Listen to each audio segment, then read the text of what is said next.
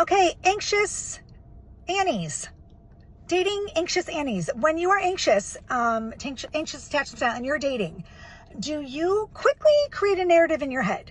The minute that he doesn't text, the minute that he doesn't call you back, the minute that it's like you text him and 14 seconds go by, or then 40 minutes go, and you immediately create some narrative like, oh my God, he hates me, or, he must be with another woman, or he must be blah, blah.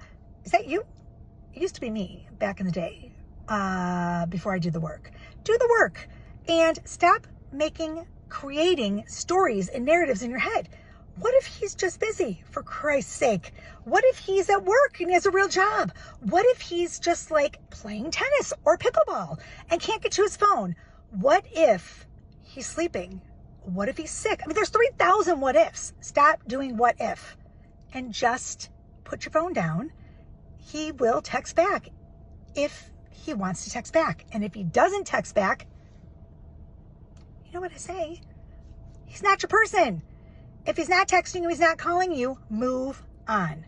Okay? You don't want to be someone's second best. You don't want to be someone's like, oh, I'm going to text you if I feel. No. He wants you, he'll text you. That's it. Period. Okay? You are enough. And remember that today. Say it. I'm enough. I'm not going to create narratives in my head.